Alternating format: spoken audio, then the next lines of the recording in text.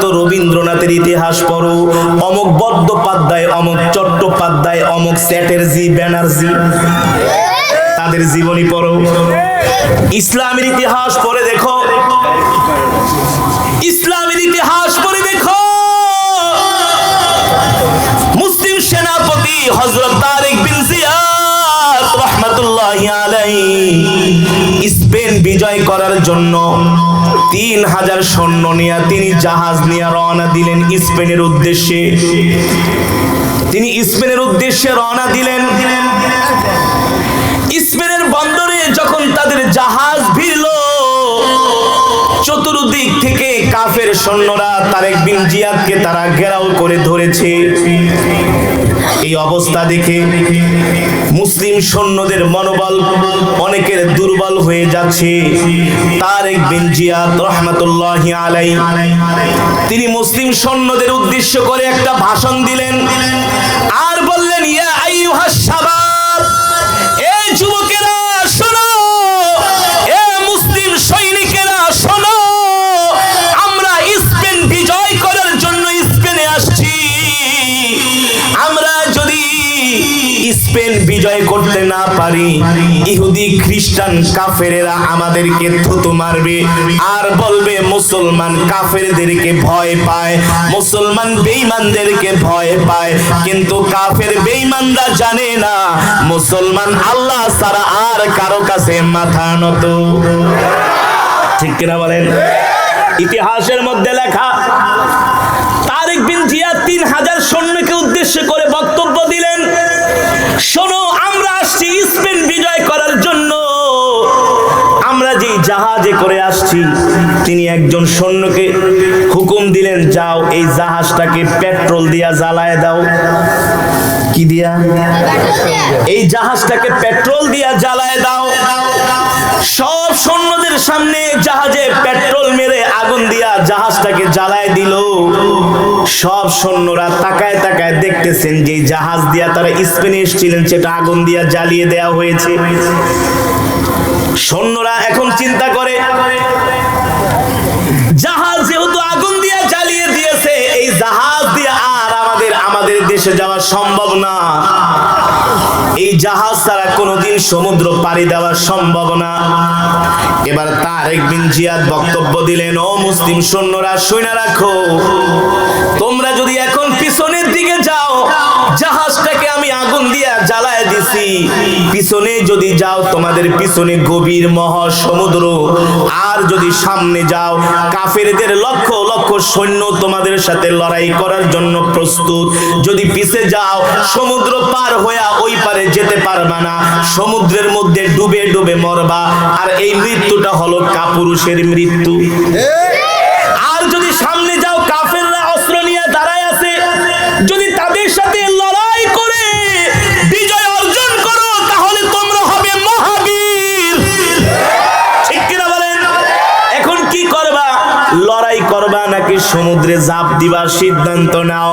মুসলিম সৈন্যরা তরবারি নিয়ে দাঁড়ায়া তারেক বিন জিয়াদ রাহমাতুল্লাহি আলাইহিকে বললেন, মুসলিম সেনাপতি, আমরা আপনাকে আশ্বস্ত করলাম, একজন সৈন্য আমরা বেঁচে থাকা অবস্থায় কাফেরদের সাথে লড়াই বন্ধ করব না। আপনি আল্লাহু আকবারের ধ্বনি দিয়া সামনে আগায়া যান, আমরা আল্লাহর জমিনে আল্লাহর দ্বীন কায়েম করবই করব। আল্লাহু আকবার। পৃথিবীর ইতিহাসে সর্বপ্রথম মুসলমানরা স্পেন বিজয় করেছিলেন। এই ইতিহাস তো তোমরা জানো না। মুসলমানরা সর্বপ্রথম ইউরোপ জয় করেছিলেন। ইউরোপ আজকে আমেরিকা পারমাণবিক বানায়, বড় বড় অস্ত্র বানায়, বড় বড় কথা কয়, এগুলো সব হলো মুসলমানদের অবদান। এগুলো সব হলো কি? স্পেনে এখনো একটা পাহাড় আছে যেটাকে বলা হয় জাবালে তারেক। জাবালে তারেক মানে কি? জাবাল মানে পাহাড়, জাবাল মানে কি? ওই জাবালে তারেক, ওই পাহাড়ের উপরে উঠে তারেক বিন জিয়াদ এই বক্তব্যটা দিয়েছিলেন, এ সৈন্যরা পিছে যদি যাও, জাহাজ আগুন দিয়ে জ্বালায় ফেলছি, জাহাজ আগুন দিয়ে জ্বালিয়ে ফেলেছি, পিছনে যদি যাও মহা গভীর সমুদ্র, আর সামনে যদি যাও কাফের সৈন্যরা তোমাদের জন্য অস্ত্র নিয়ে দাঁড়ায় আছে। এখন সিদ্ধান্ত নাও, কি করবা? লড়াই করবা নাকি কাপুরুষের মতো সমুদ্রে ঝাঁপ দিয়া মরবা। আল্লাহু আকবার। ওই তারেকে জাবালে তারেক, ওই পাহাড়ের উপর ওইটা তারেক বিন জিয়াদ বক্তব্য দিয়েছিলেন। সেখানে সেই পাহাড়ের নাম এখন খ্রিস্টানরা লিখেছেন জিব্রাল্টার। কি লিখেছেন? ইতিহাস পড়লে দেখবেন জিব্রাল্টার। সেই জাবালে তারেকের পাহাড়ের নাম তারা পাল্টে দিয়েছেন। সেই তারেক বিন জিয়াদ স্পেনের জমিনে কালেমার পতাকা উত্থাপন করেছেন। স্পেন মুসলমানরা 1 বছর 2 বছর 3 বছর নয়, 600 বছরের উপরে মুসলমান ইউরোপ শাসন করেছে। আল্লাহু আকবার। পৃথিবীর ইতিহাসে সর্বপ্রথম চিকিৎসা বিজ্ঞানীর নাম হচ্ছে ইবনে সিনা। নাম কি? পৃথিবীর ইতিহাসে সর্বপ্রথম যিনি চিকিৎসা বিজ্ঞানের উদ্ভাবক তার নাম হলো ইবনে সিনা। আজকে আমেরিকা যে পারমাণবিক বোমা বানায়, এই পারমাণবিক বোমার যেই নাইট্রোজেন, যেই পদার্থটা রাসায়নিক পদার্থ, এই রাসায়নিক পদার্থের সর্বপ্রথম উদ্ভাবক হচ্ছে হযরত জাবের বিন হাইয়ান। তিনি হচ্ছেন একজন মুসলিম বিজ্ঞানী। আল্লাহু আকবার। সুতরাং মুসলমানরা কখনো ওই সমস্ত ফালতু খেলার পিছনে পড়ে থাকে না। মুসলমান সব সময় আল্লাহর জমিনে আল্লাহর দ্বীন কিভাবে বিজয় করা যায় সেই চিন্তায় থাকে। ঠিক কিনা বলে? এই জন্যই আল্লাহ রাব্বুল আলামিন আমার নবীকে মক্কার জমিনে পাঠাইলেন কোরআন দিয়ে, আর বললেন, ওগো আমার হাবিব, ইন্না আনজালনা ইলাইকা যিকরা লিতুবাইয়িনা লিন-নাস, আমি আপনাকে যে কোরআন দিয়ে মক্কার জমিনে পাঠাইলাম, এই কোরআন দিয়ে আপনি মক্কার কাফেরদেরকে দাওয়াত দেন, এই কোরআন দিয়ে মক্কার কাফেরদেরকে বুঝান, মক্কার কাফেরদেরকে এই কথা বুঝান, আল্লাহর কোরআনের আইন ছাড়া শান্তি নাই, আল্লাহর কোরআনের বিধান ছাড়া কখনো মুক্তি নাই। ঠিক কিনা বলেন? আল্লাহর নবী কাফেরদের সামনে কোরআনের দাওয়াত দেওয়া শুরু করলেন। মক্কার কাফেররা কোরআনের দাওয়াত গ্রহণ করে না, কোরআনের দাওয়াত শুনতে চায় না, উল্টা তারা আমার নবীকে মিথ্যাবাদী বলে গালি দেয়। বলেন নাউজুবিল্লাহ। আমার নবী মক্কার কাফেরদেরকে কোরআনের দাওয়াত দেয়, মক্কার কাফেরেরা কোরআনের দাওয়াত গ্রহণ করে না, উল্টা আমার নবীকে মক্কার কাফেরেরা মিথ্যা নবী বলে গালি দেয়। নবীর কোরআন তেলাওয়াত তারা দিনের আলোতে মানুষকে শুনতে দেয় না। আবু জেহেল মানুষদেরকে শিখায় দেয়, মক্কার যুবকদেরকে শিখায় দেয়, ছোট ছোট বাচ্চাদেরকে শিখায় দেয়, মুহাম্মদ যখন কোরআন পড়বে তখন তোমরা জোরে জোরে আওয়াজ করবা, যাতে করে মুহাম্মদ কোরআন তেলাওয়াত করতে না পারে। কোরআন তেলাওয়াতের মধ্যে তোমরা আওয়াজ কইরা বিঘ্ন ঘটাইবা। কোরআন তেলাওয়াত যখন করা হয় জোরে জোরে আওয়াজ করবা, যাতে করে মুহাম্মদের কোরআন তেলাওয়াত কোনো মানুষের কানে না পৌঁছায়। এভাবে করে মক্কার কাফেররা ষড়যন্ত্র শুরু করলো। আল্লাহ রাব্বুল আলামিন কোরআনের আয়াত নাযিল করে দিয়েছেন, ওয়াকালাল্লাযীনা কাফারু লা তাসমাউ লিহাযাল কুরআন ওয়ালগাউ ফীহি লাআল্লাকুম তাগলিবুন।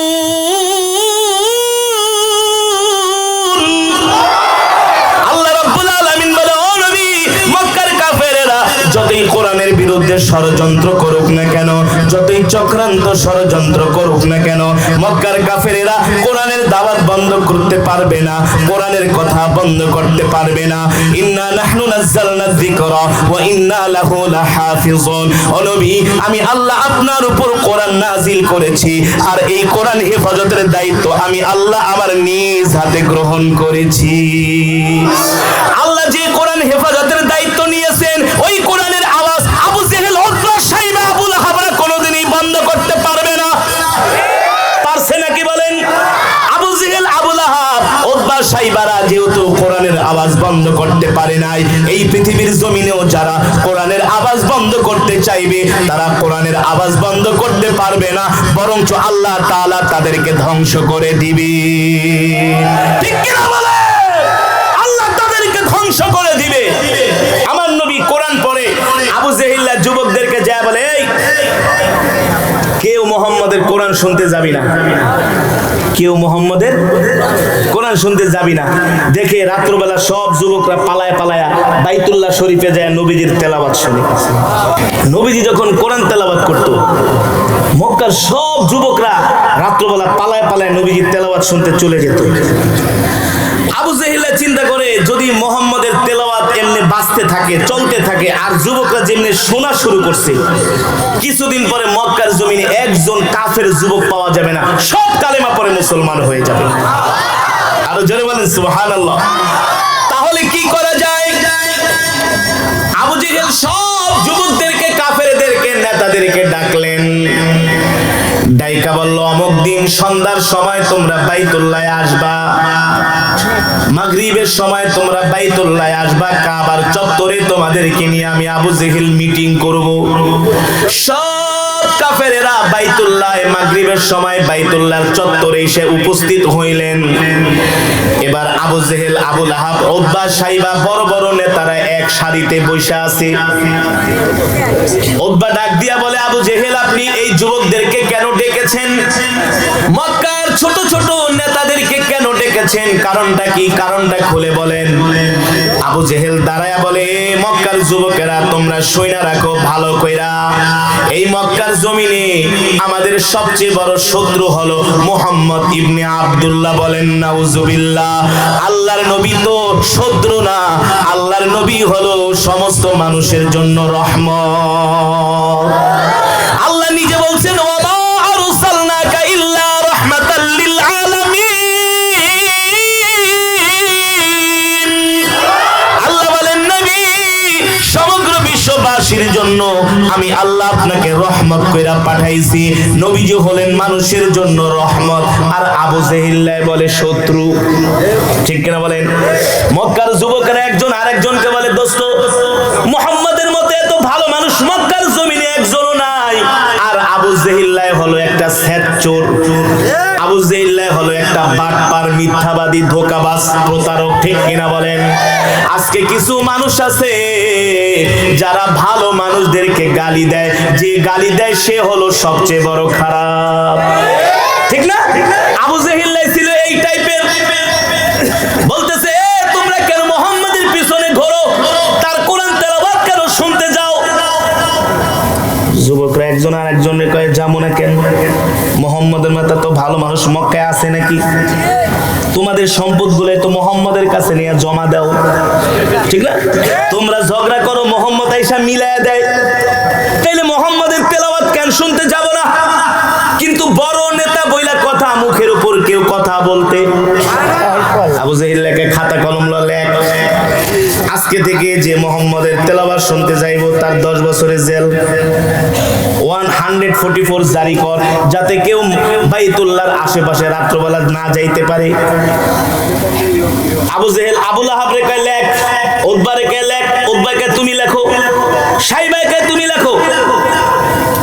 কেউ লেখতে সাহস পায় না, কারণ সবাই মনে মনে কিন্তু নবীজির কোরআন তেলাওয়াত। সুবহানাল্লাহ বলেন, আরো জোরে সুবহানাল্লাহ বলেন। এখন আবু জেহেল বড় নেতা ধমক দিয়ে, সাইবা তোরে কইছি না লিখতে, সাইবাকে আমি লিখতে পারবো না, তুমি লেখো, তুমি বড় নেতা, তুমি তো সবাই রে কি করছো, কথা না, তুমি সবাই রে ডাকছো। আবু জেহেল তো আসলে তো আবু জেহেল না, আবু জেহেলের নাম ছিল আবুল হেকাম, মানে জ্ঞানের বাবা, হিকমতের বাবা। এত এলেম আল্লাহ তাকে দিছিলেন। আবু জেহেল হলো চালাক মানুষ। দেখবেন সমাজে কিছু চালাক মানুষ আছে, সবচেয়ে বড় অন্যায় করে কিন্তু ধরা ছোঁয়ার বাইরে থাকে, খালি লাগায় দেয়। হ্যাঁ, দুইজনের ঝগড়া লাগছে, একটা বেটা মামলা দিয়া দে, কি কর, মামলা দিয়া দে, টাকা পয়সা যা লাগে আমি দিব। আবার আরেকজনের কাছে যায়, তখন খারারে সৎকা যায়, মাথার উপর বাঁশ দিয়া বাড়ি দেয়, মানে সবার কাছে ভালো থাকে। এমন কিছু শয়তান মার্কা মানুষ আছে না? আবু জেহেল মনে মনে চিন্তা করে, আমি আমার হাত দিয়া যদি এই শর্তটা লিখি, কারণ আমি তো সবার আগে কোরআন তেলাওয়াত শুনতে যাবো, আমি লেখলে তো ধরা খেয়ে যাবো। সাইবার তুই লেখ, নেতা আপনি বড় মানুষ, আপনি লেখেন, আছে না কিছু মানুষ। সাইবারে দিয়া লেখাইছি, লেখ, আজ থেকে মুহাম্মাদের কোরআন তেলাওয়াত শুনতে গেলে 10 বছরের জেল। আইন পাশ করছে, বলে আবার বাইতুল্লাহ জুলায় দে, কাবা শরীফের দেওয়ালের সাথে নোটিশ টানায় দে, কেউ যদি মুহাম্মাদের তেলাওয়াত শুনতে না আসে, এই নোটিশ লেখা কাবার দেওয়ালে, কাফেরেরা কাবার দেওয়ালে নোটিশ লাগায় দিল, কেউ যাতে মুহাম্মাদের তেলাওয়াত শুনতে না আসে। আমার আল্লাহ তাআলার ক্ষমতা, আমার আল্লাহ তাআলা কেমনে আবু জেহেলকে মার দেয় দেখেন, কেমনে আবু জেহেলকে ধরা দেয়।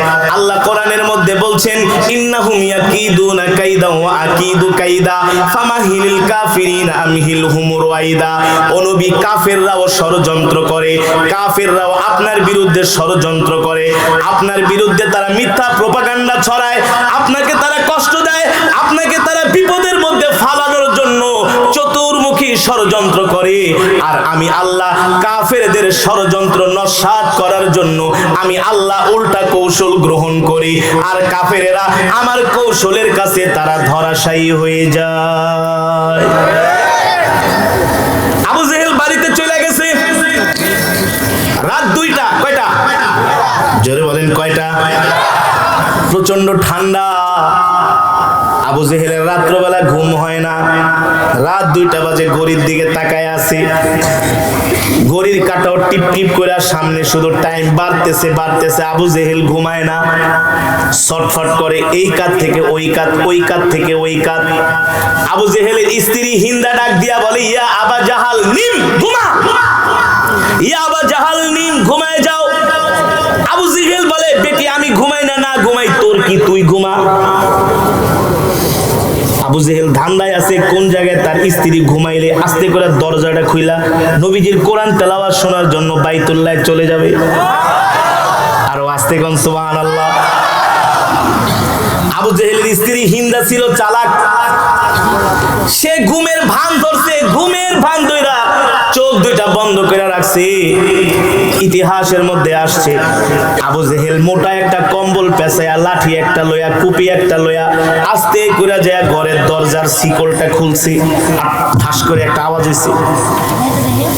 আবু জেহেলের স্ত্রী হিন্দা ঘুমের থেকে ওইটা বসে পড়ছে, দেখে আবু জেহেলের গায়ে কম্বল, হাতে কুপি, এক হাতে কুপি আর এক হাতে হইলো লাঠি। হিন্দা ডাক দিয়া বলি আবে জাহেল, ইয়া আবে জাহেল আইনা তাযহাব, তুমি কই যাইতেছো এই রাত্রবেলা?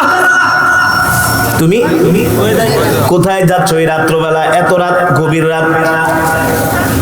আবু জেহেল কয় বেটি চুপ থাক, আমার কাজ আছে। কি কাজ আছে? রাত 2টা 3টা বাজে, আবার তোমার তো চরিত্র ভালো না, কোন ঘরে যে আবার ঢুকা যাও। আবু জেহেলকে সি সি সি, এগুলা কেমন কথা বলো? আমি কি এত খারাপ নাকি? তুমি তো এত ভালো না, মুহাম্মদের মতো ভালো মানুষটাকে তুমি এইভাবে কষ্ট দাও। আবু জেহেল মনে মনে করে ঠিকই তো কইছো, যাইতে তো আছি তার কোরআন তেলাওয়াত শোনার জন্যই। সুবহানাল্লাহ বলেন। আবু জেহেলের স্ত্রী কয় ঘর থেকে বাইরাবি না, কয় বেটি ঘুমা, কথা কবি না। কয় কেন? কয় আমার কাজ আছে। কয় কি কাজ? তুই ঘুমা, আমি ভালো কাজে যাইতেছি। আরে কোরআন তেলাওয়াত শোনা তো ভালো কাজই, কথা বলেন। কিন্তু আবু জেহেল তো আইন করছে, নিজেই লেখছে কেউ যাতে মুহাম্মাদের কোরআন তেলাওয়াত শুনতে 10 বছরের জেল। এখন কিভাবে তার স্ত্রীকে বলে স্ত্রী রে তুই আমারে আর কষ্ট দিস না, আমাকে একটু ছুটি দে, আমি একটু যাই। আবু জেহেলের স্ত্রী হিন্দা ছিল চালাক মহিলা, মানে কিছু নেত্রী টাইপের মহিলা আছে না, দেখবেন বাংলাদেশে আগে আগে অন্য মন্না বাইন্দা মিছিল করে, আছে না? এই টাইপের মহিলা কয় তুমি কোথায় যাও ভালো করে আমাকে উত্তর দাও, নালে যেতে দিব না। কয় বেটি এই কথা যদি আমি তোকে বলি আর মক্কার মানুষ যদি জানতে পারে, তাহলে মক্কার মানুষের জুতার মালা আমার গলায় পড়বে। মানুষ ফুলের মালা দিবে না, আমাকে জুতার মালা গলায় দিবে। আবু জেহেলের স্ত্রী কয় এমন কোন অন্যায় করতেছো তুমি যে বলতে পারবা না? বলে এ স্ত্রী, তুই আমার প্রিয়তমা স্ত্রী, তোর কাছে সত্য কথাটা বলি, কাউকে বলবি না। আবু জেহেলের স্ত্রী বলল প্রাণের স্বামী, কাউকে বলবো না, সত্যি করে বলো। স্ত্রী রে, আমি সত্যি দিনের বেলা আইন করেছি যাতে মুহাম্মাদের কোরআন তেলাওয়াত যাতে কেউ শুনতে না যায়। আল্লাহি রাব্বিল কাবা, কাবার রবের কসম খায়া বলি রে স্ত্রী, আমি আবু জেহেল মুহাম্মাদের কোরআন তেলাওয়াত না শুনলে আমার রাত্রে ঘুম আসে না। কিভাবে ঘুম আসবে? এই কোরআন তো আল্লাহর জবানের কালাম, ঠিক কিনা বলেন? এই কোরআনের সুর হলো পৃথিবীর শ্রেষ্ঠ সুর। কাতার অনেক অমুসলিমরা আজানের সুর শুনে তারা কালেমা পড়ে মুসলমান হয়ে যাচ্ছে। বানায়া বলতেছি নাকি? মুসলমানদের ইতিহাস ঐতিহ্য দেখা, মুসলমানদের আপ্যায়ন দেখে, মুসলমানদের মসজিদ দেখে, মুসলমানদের পোশাক আশাক দেখে, মুসলিম দেশের আইন দেখে আগে তারা জার্মানে খেলা দেখতে যাইতো, মেয়েরা ছেলেদের কাছে ধর্ষণ হইতো, রাস্তাঘাটে তাদেরকে জোর করে ধর্ষণ করত, মদ খায়া মাতলামি করত, কাতারে মদ খাওয়া বন্ধ করে দিছে, অশ্লীল পোশাক পরা বন্ধ করে দিছে। ইহুদি খ্রিস্টান মেয়েরা এই কথা বলতে বাধ্য হয়েছে, আগের বিশ্বকাপের চাইতে কাতারে আমরা বিশ্বকাপ দেখতে আসছি মুসলমানদের আইন কারণ আমাদের কাছে ভালো লেগেছে। আরে ইসলাম হলো শান্তির ধর্ম, ইসলাম হলো মুক্তির ধর্ম, ঠিক কিনা বলেন? আল্লাহর বান্দারা, এবার আবু জেহেলের স্ত্রী হিন্দা ডাক দিয়া কে, আবু জেহেল রে, তুমি শুধু মুহাম্মাদের কোরআন তেলাওয়াত শোনার ভক্ত না, আমিও কিন্তু ভক্ত। আরো আস্তে কোন, আরো আস্তে কোন, সুবহানাল্লাহ। আবু জেহেলকে তুমিও মুহাম্মাদের কোরআন তেলাওয়াতকে কও কি? আমারও তো একই অবস্থা। এবার আবু জেহেলের স্ত্রী বলে, চলো চলো, তুমি একা যাবা কেন? আমরা দুইজনেই যাই মুহাম্মাদের কোরআন তেলাওয়াত শোনার জন্য। আবু জেহেলকে ঠিক আছে তাইলে গাট্টি বস্তা রেডি কর। কি গাট্টি বস্তা রেডি কর। এবার হিন্দা কাপড় দিয়া মুখ বাঁধছে, কম্বল দিয়া শরীর ঢাকছে, বুঝলেন নাই? এবার স্বামী স্ত্রী দুইজনে ঘটি বাটি মিল্লা বাইতুল্লাহ যাইতেছে কোরআন তেলাওয়াত শোনার জন্য। আল্লাহ তাআলা নবীজির এমন একটা কণ্ঠ দান করেছিলেন, আমার নবীকে মক্কার কাফেরেরা নবীজির কোরআন তেলাওয়াত শুনলে তারা পাগল হয়ে যাইত। তারা নবীজির কোরআন তেলাওয়াত শুনলে তারা অবাক হয়ে যাইত, তাদের পাথরের মতো দিলটা মোমের মতো নরম হয়ে যাইত। কিন্তু আল্লাহ অনেকের কপালে হেদায়েত লেখে নাই, এই কারণে কালেমা পড়ে মুসলমান হয় নাই।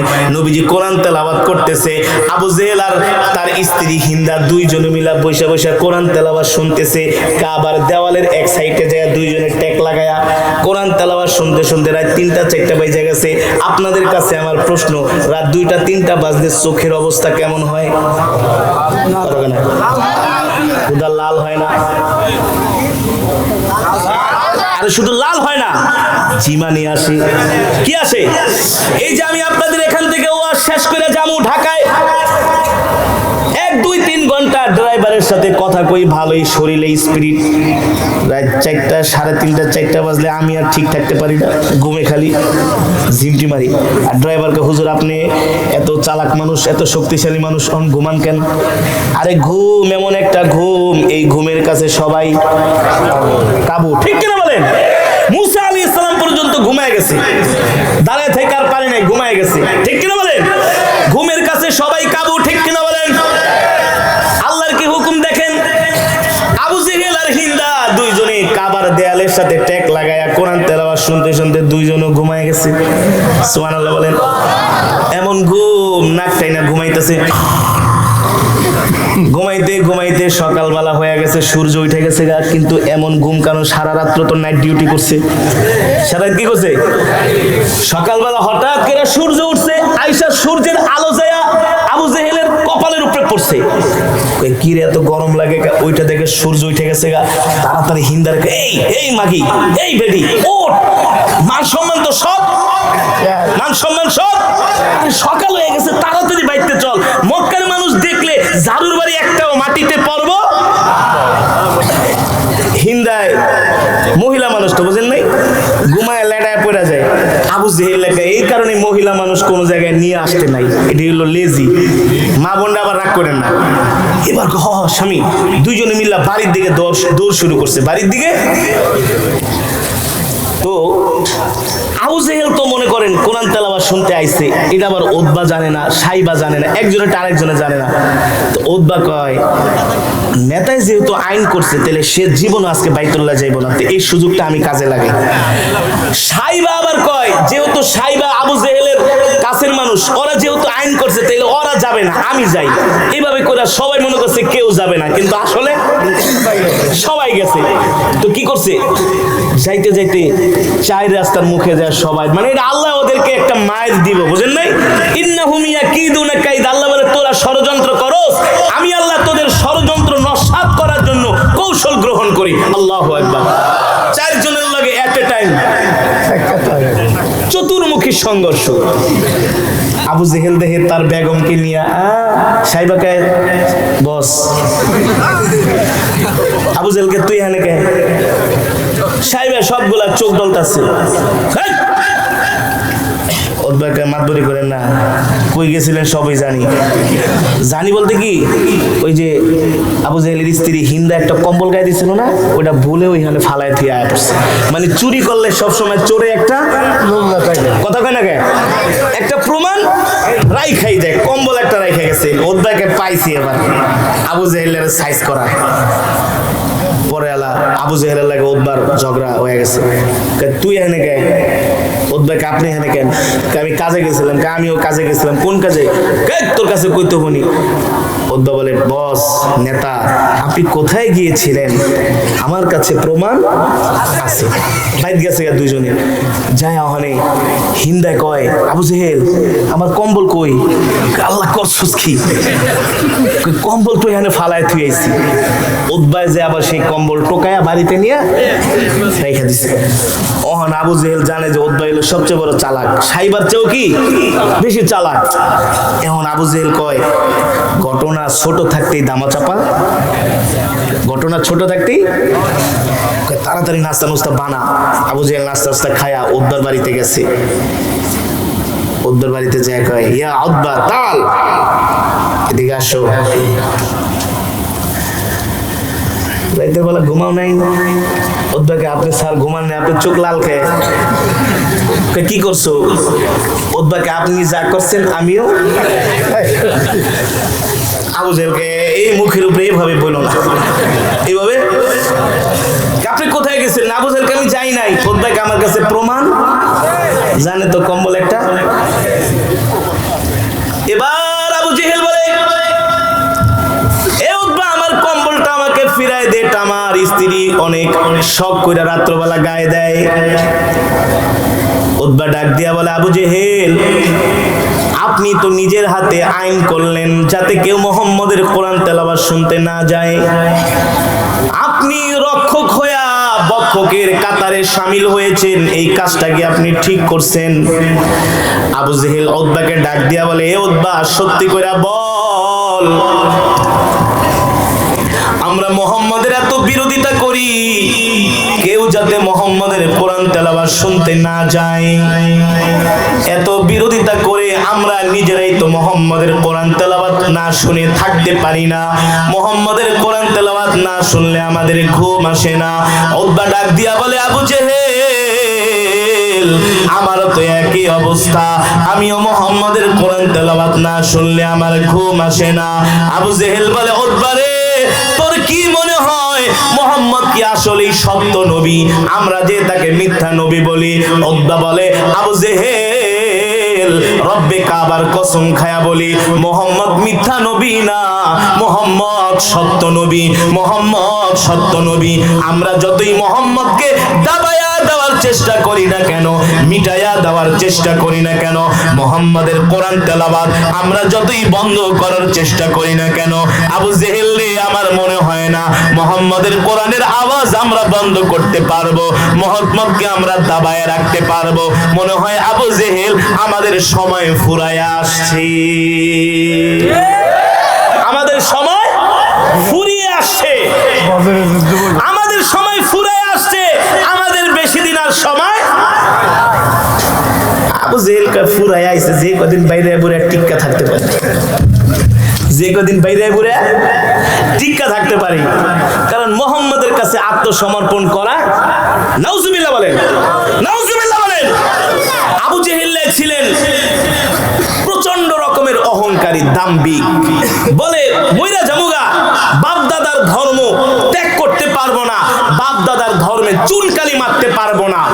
অথচ আল্লাহ রাব্বুল আলামিন কোরআনের মধ্যে বলছেন, ওয়ানুনাজ্জিলু মিনাল কোরআন القرآن ما هو شفاء ورحمة للمؤمنين ولا يزيد الظالمين إلا خسارا নবী দুনিয়ার মানুষদেরকে বলে দেন আমি আল্লাহ আপনার উপর যে কোরআন নাজিল করছি এই কোরআন আমি মুমিনের শেফার জন্য নাজিল করছি এই কোরআন আমি মুমিনের মুক্তির জন্য নাজিল করছি ও নবী মক্কার কাফেরেরা যতই কোরআনের বিরুদ্ধে ষড়যন্ত্র করুক না কেন আপনি তাদেরকে কোরআন দিয়া দাওয়াত দেন আপনি তাদেরকে কোরআনের কথা বলেন আপনি তাদেরকে কোরআন দিয়া বুঝান এক সময় দেখবেন মক্কার সব কাফেরেরা কোরআনের ছায়া তলে আশ্রয় নিবে আল্লাহু আকবার মুসলমান আপনাদের কাছে আমার প্রশ্ন এখন মক্কায় কোনো কাফের আছে আছে যেই তায়েফে সবচেয়ে বেশি আমার নবীকে পাথর মেরেছিল সেই তায়েফে আজকে কাফেরদের কোনো অস্তিত্ব নাই আবু জেহেলের বাড়িটাকে বাথরুম বানানো হয়েছে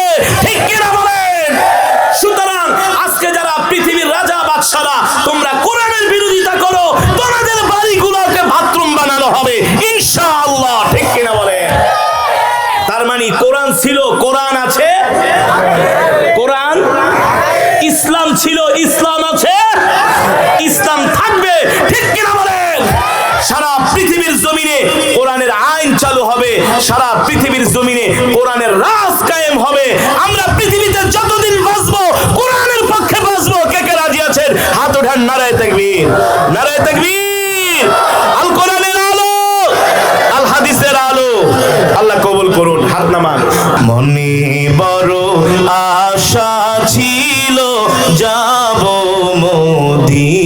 মদিনায় সালাম আমি করব গিয়ে সালাম আমি করব গিয়ে নবীজির রওজায় মনে বড় আশা ছিল যাব মদিনায় সিরাজুল ইসলাম ৫০০০ টাকা লিখে রাখেন একবারে বলে দিন মনে বড় আশা ছিল যাব মদিনায়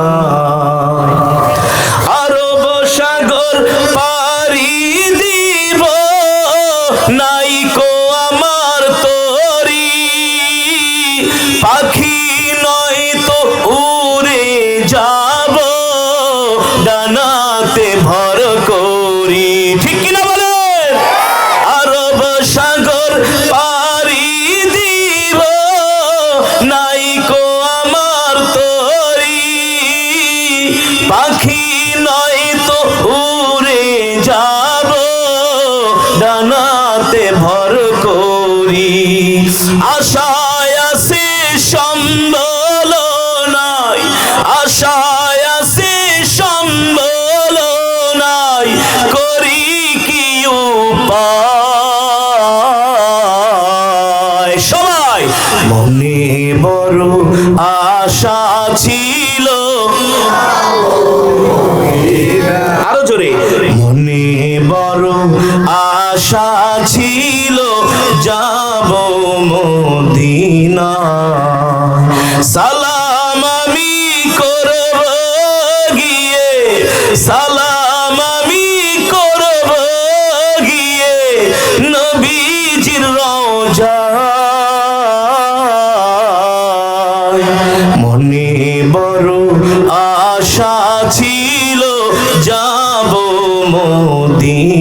মদিনায় মনে বড় আশা ছিল যাব মদিনায় মনে বড় আশা ছিল যাব মদিনায় আমরা সবাই যেন মদিনা শরীফ যেতে পারি আলা মুহাম্মাদ ওয়া আলা আলি মুহাম্মাদ কামা সাল্লাইতা আলা ইব্রাহিম ওয়া আলা আলি ইব্রাহিম ইন্নাকা হামিদুম মাজিদ আল্লাহুম্মা বারিক আলা মুহাম্মাদ ওয়া আলা আলি মুহাম্মাদ কামা বারাকতা আলা ইব্রাহিম ওয়া আলা আলি ইব্রাহিম ইন্নাকা হামিদুম মাজিদ সুবহানাল্লাহি ওয়া বিহামদিহি সুবহান সুবহানাল্লাহিল আযীম সুবহানাল্লাহি ওয়া বিহামদিহি সুবহানাল্লাহিল আযীম আস্তাগফিরুল্লাহাল্লাযী লা ইলাহা ইল্লা হুয়াল হাইয়ুল কাইয়্যুম ওয়া আতুবু ইলাইহি লা হাওলা ওয়া লা কুওয়াতা ইল্লা বিল্লাহিল আলিয়্যিল আযীম। আমরা অত্র এলাকার যুব সমাজের জন্য প্রাণ খুলে দোয়া করব। তারা মাহফিলের জন্য অনেক কষ্ট করেছেন। অত্র এলাকার মুসলমানদের জন্য দোয়া করব। তারা মাহফিলে অনেক দান করেছেন। আজকের মাহফিলের সম্মানিত সভাপতির জন্য দোয়া করব। প্রধান অতিথি, বিশেষ অতিথি, আমন্ত্রিত অতিথি, সম্মানিত অতিথি যারা আছেন সকলের জন্য দোয়া করব। বিশেষ করে অত্র এলাকার গোরস্থানে যত মুর্দিগান শুয়ে আছে তাদের জন্য দোয়া করব। যারা এই মসজিদ বানাইছে, মসজিদে জায়গা দিছে, মসজিদের টাকা দিছে, ইট দিছে, রড দিছে, সিমেন্ট দিছে, বর্তমান কমিটি, আগে যারা কমিটিতে ছিলেন সকলের জন্য আমরা দোয়া করব। বিশেষ করে আমাদের মা বোনদের জন্য আমরা দোয়া করব। এই শীতের ভিতরে মা বোনেরা অনেক কষ্ট করে আসছে, সকলের জন্য আমরা প্রাণ খুলে দোয়া করব। ভাই আমরা যাতে করে ফজরের নামাজটা পড়তে পারি জামাতের সাথে ইনশাআল্লাহ। সিরাজগঞ্জে পাবনা দেখা যায় রাত 1টা পর্যন্ত 2টা পর্যন্ত ওয়াজ শুনে পরে একটাও নামাজ পড়ে না ঠিক মতো। এমন যাতে না হয় ভাই, এমন যাতে না হয়। কে দিছে, নাম কি? মা দিছে 1000 টাকা আপনাদের মসজিদের জন্য। মাশাআল্লাহ, এক মা মসজিদে 1000 টাকা দিছে, বলছে হুজুরের হাতে দিতে। আল্লাহ আপনি আমার মার দানকে কবুল আর মঞ্জুর করেন বলে আমিন। আমাদের মা বোনেরা তাদের সাধ্য মতো দান করেছে, আল্লাহ তাআলা মা বোনদের দানকে কবুল আর মঞ্জুর করেন বলে আমিন।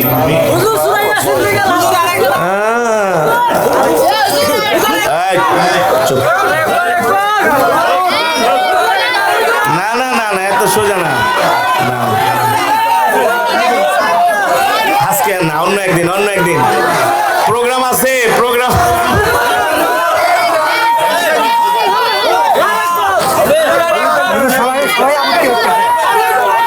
ভাই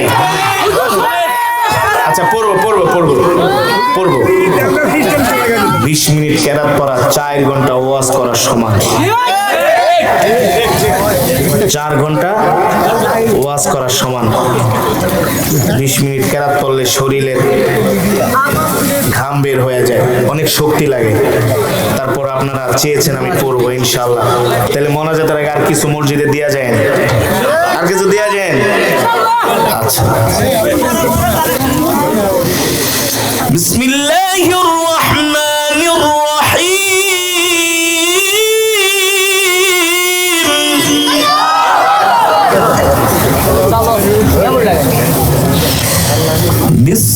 বিসমিল্লাহির রহমানির রহিম।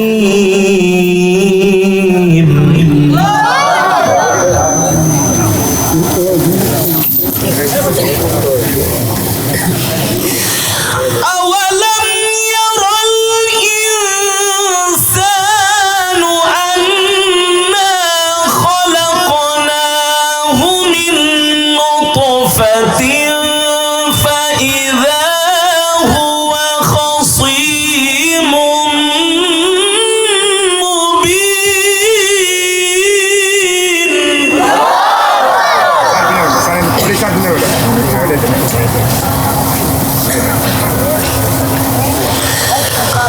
أولم ير الإنسان أنا خلقناه من نطفة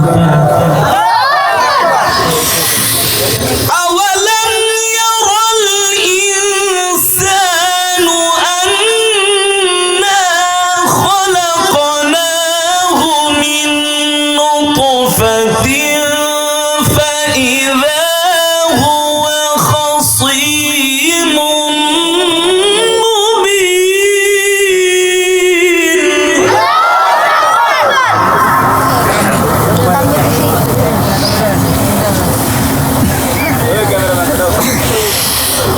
وضرب لنا مثلا ونسي خلقه قال من يحيي العظام وهي رميم.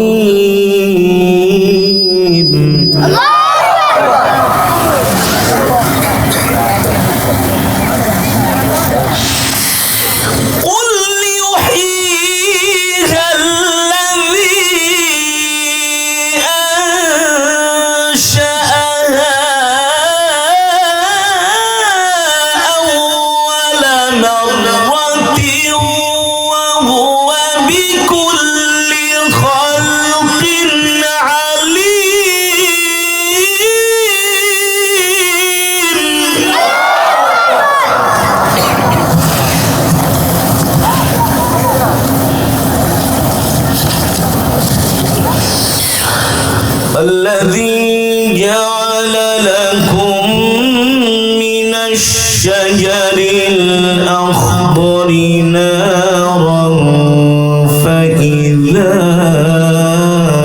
أنتم منه توقدون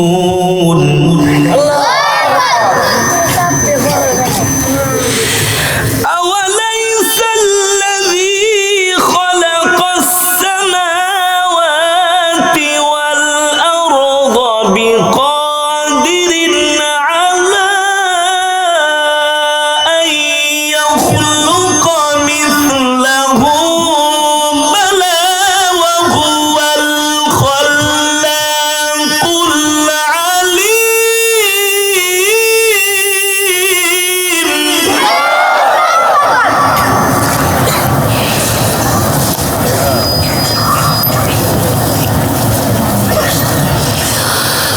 الذي جعل لكم من الشجر الأخضر نارا فإذا أنتم منه توقدون أوليس الذي خلق السماوات والأرض بقادر على أن يخلق مثلهم بلى وهو الخلاق العليم.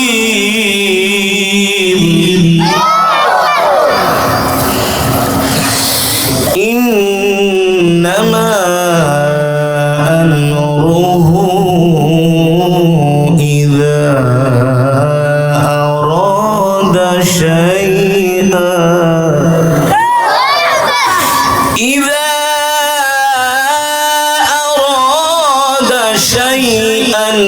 أن يقول له كن فيكون.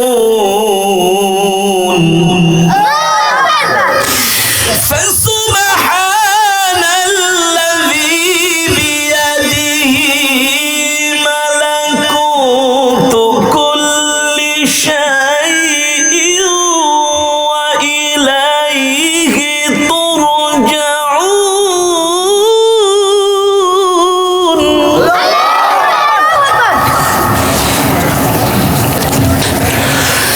فسبحان الذي بيده ملكوت كل شيء وإليه ترجعون. صدق الله العلي العظيم.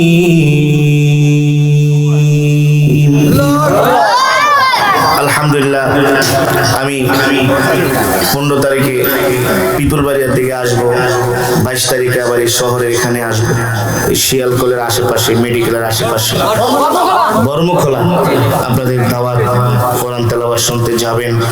আল্লাহ তাআলা আজকের এই মাহফিলকে কবুল করুন, এই জান্নাতি পরিবেশকে কবুল করুন বলি আমিন।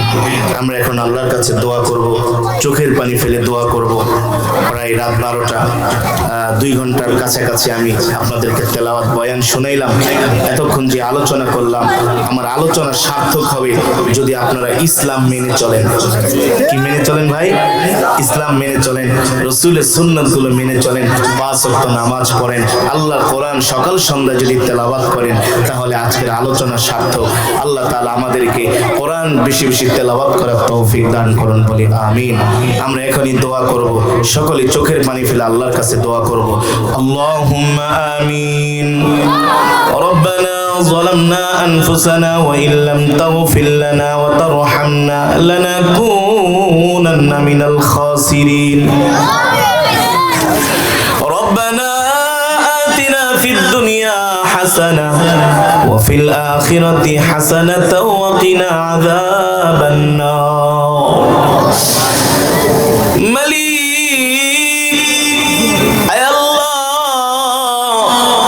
আরশের মালিক, জমিনের মালিক, হায়াতের মালিক, রিজিকের মালিক আল্লাহ। আমরা নাফরমান, আপনি রহমান। এই গভীর রজনীতে আপনার কিছু পাগল বান্দাদেরকে নিয়ে আমি গুনাহগার হাত উঠাইছি। আয় মালিক, মেহেরবানি করে আজকের মাহফিলকে আপনি কবুল আর মঞ্জুর করে নেন। আয় আল্লাহ, এই মাহফিলের কোরআন তেলাওয়াতের সওয়াব, বয়ানের সওয়াব, দুরূদ শরীফ ইস্তেগফারের সওয়াব কোটি কোটি গুণ বাড়ায়া সর্বপ্রথম সোনার মদিনায় পৌঁছে দেন। প্যারা নবীজির পরিবার পরিজন আহলে বাইতের আরওয়াহ পাকের হাদিয়া পৌঁছে দেন। জান্নাতুল মুআল্লা, জান্নাতুল বাকিতে যারা শুয়ে আছেন সকলের আরওয়াহ পাকের হাদিয়া পৌঁছে দেন। বদরের সাহাবী, উহুদের সাহাবী, খন্দকের সাহাবী, সমস্ত সাহাবায়ে কেরামের আরওয়াহ পাকের হাদিয়া পৌঁছে দেন। আয় আল্লাহ, সাইয়্যিদানা আবু বকর, ওমর, ওসমান, আলী রাদিয়াল্লাহু তাআলা আনহু, আশারায়ে মুবাশশারা, আল্লাহ যত প্রাণের নবীজির সাহাবীরা অন্ধকার কবরে শুয়ে আছেন সকলের কবরের মধ্যে আর সওয়াব পৌঁছে দেন। মেহেরবানি করে বাবা আদম থেকে শুরু করে আজ পর্যন্ত যত মুমিন মুমিনাত, মুসলিম মুসলিমাত যারা অন্ধকার কবরে মাটির নিচে শুয়ে আছে সকলের কবরে আযাবগুলো মাফ করে দেন, সকলের কবরে আর সওয়াব পৌঁছে দেন। মেহেরবানি করে আমাদের জনম দুঃখিনী আব্বা জান, আম্মা জানের কবরে আযাবগুলো মাফ করে দেন। আব্বা আম্মার কবরকে জান্নাতের বাগান বানায় দেন। আয় আল্লাহ, হাটকান্দার যুব সমাজ আজকে যে মাহফিল আয়োজন করেছে এই মাহফিলকে আল্লাহ কবুল করে নেন, এই মাহফিলকে কবুল করে নেন। আল্লাহ এই মাহফিলে যারা 1 টাকা থেকে 1000 টাকা দান করেছেন, লাখ টাকা দান করেছেন, সকলের দানকে কবুল আর মঞ্জুর করে নেন। মেহেরবানি করে যারা মসজিদ বানাইছে আল্লাহ আপনি তাদেরকে ক্ষমা করে দেন। আজকের মাহফিলে অনেক মা বোনেরা এসেছে, মা বোনদেরকেও মাফ করে দেন, মা বোনদের দানকে আল্লাহ মাফ করে দেন। আমার প্রত্যেকটা কলিজার টুকরা যুবক ভাইদেরকে আল্লাহ ক্ষমা করে দেন। প্রত্যেকটা যুবক ভাইকে আল্লাহ দ্বীনের জন্য, ইসলামের জন্য কবুল করে নেন। আয় আল্লাহ, আজকের মাহফিলের সভাপতি, প্রধান অতিথিকে আল্লাহ কবুল করে নেন, বিশেষ অতিথি, আমন্ত্রিত অতিথিকে আল্লাহ কবুল করে নেন। আমার দুই পাশে অনেক মুরব্বী, দাড়ি পাকারা মুরব্বীরা বসে আছে, আল্লাহ আপনি তাদের হায়াতের মধ্যে বরকত দান করে দেন। অত্র এলাকার গোরস্থানে যত মুর্দে গান শুয়ে আছে সকল কবরবাসীর কবরে আযাবকে মাফ করে দেন, সকল কবরবাসীর কবরকে জান্নাতের বাগান বানায় দেন। প্রত্যেকটা যুবক ভাইদের জন্য আল্লাহ আপনি হালাল রিজিকের ফয়সালা করে দেন। যাদের চাকরি নাই চাকরির ব্যবস্থা করে দেন, যারা ব্যবসা করে আল্লাহ ব্যবসার মধ্যে খায়ের বরকত দিয়া দেন। আয় আল্লাহ, আমার ভাই রুবেল ভাইয়ের একটা সন্তান হয়েছে মেহেদী, আল্লাহ এই নবজাতক শিশুকে আল্লাহ আপনি নেক হায়াত দান করে দেন। আল্লাহ আপনি তাকে হক্কানি রব্বানি আলেম যেন হইতে পারে আল্লাহ কবুল করে নেন। অত্র এলাকার প্রতিটা ঘরের মধ্যে রহমত বরকত নাজিল করে দেন। আল্লাহ, দূর দূরান্ত থেকে আমার যুবক ভাইরা এসছে, আল্লাহ আপনি সকলকে দ্বীনের জন্য কবুল আর মঞ্জুর করে নেন। আমার মা বোনদেরকে কবুল করে নেন। এই মাহফিলটাকে আল্লাহ কিয়ামত পর্যন্ত কবুল করে নেন। মসজিদকে আল্লাহ কিয়ামত পর্যন্ত কবুল করে নেন। প্রতিটা ঘরের মধ্যে, এলাকার ঘরের মধ্যে রহমত বরকত নাজিল করে দেন। রব্বির হামহুমা কামা রাব্বায়ানি সগীরা, রব্বির হামহুমা কামা রাব্বায়ানি সগীরা। মাওলা রে, এই দুনিয়া ছেড়ে একদিন চলে যেতে হবে।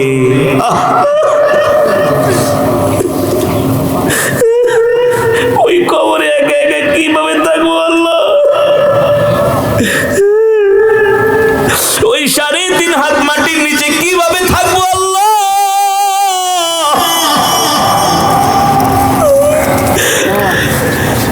যেদিন আজরাইল আসবে কি অবস্থা হবে? আজরাইলকে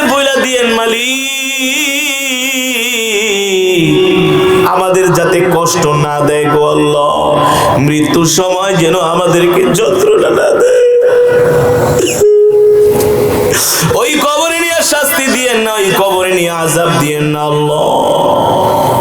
ربنا آتنا في الدنيا حسنة وفي الآخرة حسنة وقنا عذاب النار ربنا هب لنا من أزواجنا وذرياتنا قرة أعين واجعلنا للمتقين إماما إنا لله وإنا إليه راجعون اللهم أجرني في مصيبتي وأخلف لي خيرا منها اللهم إني أسألك اللهم إني أسألك بأني اللهم إني أسألك بأني أهلك أنت الأحد الصمد الذي لم يلد ولم يولد ولم يكن له كفوا أحد আল্লাহ দুনিয়ার জমিনে যতদিন বাঁচায় রাখবেন সুস্থতার সাথে আল্লাহ বাঁচায় রাখেন,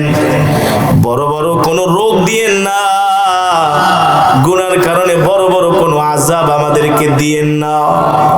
দুনিয়ার জীবনটা আমাদের জন্য সুখময় শান্তিময় করেন, আখিরাতে আমাদের জন্য বিনা হিসাবের জান্নাতের ফয়সালা করে দেন গো আল্লাহ। ইয়া আল্লাহ ইয়া রহমান ইয়া রহিম ইয়া হাইয়্যু ইয়া কাইয়্যুম বিরহমাতিকা আস্তাগীস হাসবুনাল্লাহু ওয়া নি'মাল ওয়াকিল নি'মাল মাওলা ওয়া নি'মান নাসির। আল্লাহ দোয়ার শেষে আপনার কাছে দরখাস্ত করি, মৃত্যু তো দিবেন, এই মৃত্যুটা আল্লাহ দ্বীনের জন্য জিহাদের ময়দানে দিয়ে আল্লাহ বাইতুল্লাহ শরীফে মৃত্যু দিয়েন, মদিনাতুল মুনাওয়ারা নবীজির রওজার পাশে মৃত্যু দিয়েন, রমজান মাসে রোজা অবস্থায় মৃত্যু দিয়েন, জুমার দিনে মৃত্যু দিয়েন, সেজদা অবস্থায় মৃত্যু দিয়েন, কোরআন তেলাওয়াত অবস্থায় মৃত্যু দিয়েন, নাফরমান বেঈমান বানায়া কবরে ডাক দিয়েন না, জাহান্নামী বানায়া কবরে ডাক দিয়েন না।